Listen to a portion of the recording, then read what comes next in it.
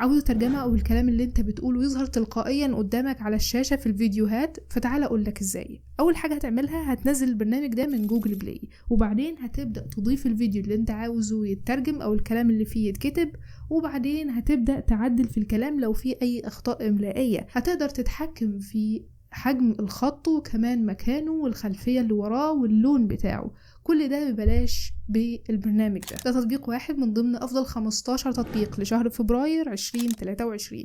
كمل الفيديو للآخر عشان صدقني كل تطبيق جاي أنا هتكلم عنه أنت محتاجه ومفيد 100%.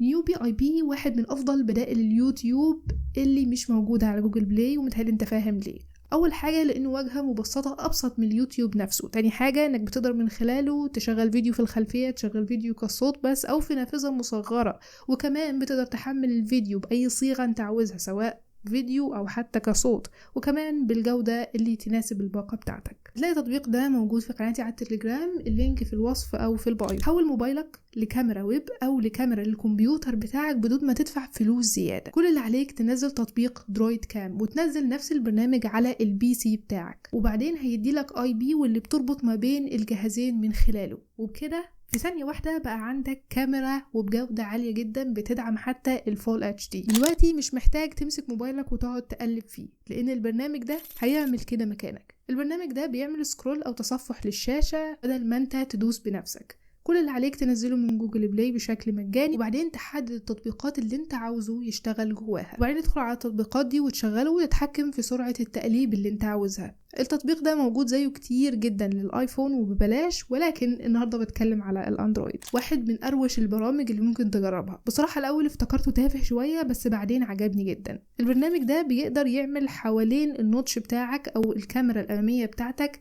دايرة.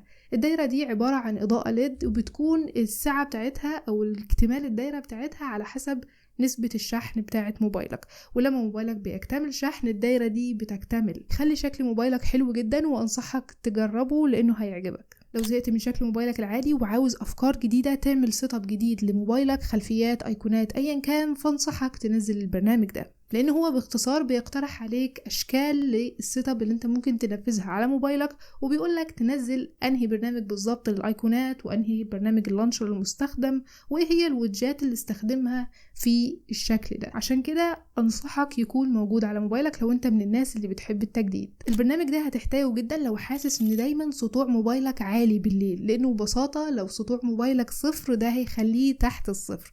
تطبيق ممتاز جدا، بس هو موجود كميزة أساسية في الأندرويد 12، فلو انت عندك الأندرويد 12 فما اعتقدش ان انت هتكون محتاجه. قلت عن البرنامج ده قبل كده ان هو كنز الواتساب الحقيقي، لانه بيسمح لك وانت بتعمل محادثة مع حد وماشي في الشارع ان هو يوريك الطريق في نفس الوقت، بالإضافة انك تقدر تنزل الحالات اللي اصحابك حاطينها بدون ما تطلبها منهم، ولو حد بعت لك رسالة وحذفها بتعرف تقراها، وكمان بتقدر تعمل محادثات وهمية وتعمل مقالب في اصحابك، وزي ما قلت لك ما تستخدمش ده غلط. كمان تقدر تكرر كلمة واحدة أكتر من 500 مرة مثلا وتاخدها كوبي وتبعتها لحد، وفي مميزات تانية كتير منها المدفوع ومنها المجاني وموجود على جوجل بلاي، تقدر تنزله بمنتهى السهولة. البرنامج ده بيتخطى مكانك إعلانات اليوتيوب، يعني بيدوس مكانك على زرار تخطي الإعلان بدل ما أنت كل مرة تدوس بنفسك. البرنامج كان موجود على جوجل بلاي، بعدين جوجل حذفته عشان الأرباح بتاعتها بتتكون من الإعلانات، ولكن تقدر تنزله بشكل مجاني من قناتي على التليجرام. عاوز نغمات، خلفيات، نغمات للإشعارات، كل ده موجود في تطبيق واحد،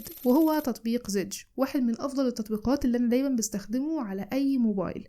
البرنامج مجاني وموجود على جوجل بلاي، بتقدر تنزل خلفيات بجودة عالية ونغمات للإشعارات بتاعتك، متوفر للآيفون ومتوفر للأندرويد. لو عاوز لما تحط موبايلك على الشحن يظهر لك الأنيميشن الجميل ده، فنزل تطبيق بيكاشو، لأن التطبيق ده فيه أشكال مختلفة جدا من الأنيميشن اللي بيعملها موبايلك لما توصله على الشحن، وفيها أصوات وفيها كل الأذواق اللي هتعجبك 100%. نزل أي فيديو يعجبك على النت أو على اليوتيوب بدون أي برامج. كل المطلوب منك يكون عندك تليجرام، بعدين هتبحث على البوت ده، وبمنتهى السهولة لما يعجبك اي فيديو خد اللينك بتاعه كوبي، وبعدين ابعت اللينك ده في المحادثة للبوت، هيحمل شوية وبعدين هيبعت لك الفيديو جاهز تقدر تحفظه في المعرض او في التنزيلات. افضل واقوى واسهل برنامج لتسجيل الصوت بجودة احترافية هو برنامج دولبي اون اللي اتكلمت عنه في فيديو سابق. انصحك جدا تنزله لو انت محتاج برنامج احترافي وفي نفس الوقت سهل تسجل من خلالها الصوت بتاعك، فانصحك تجربه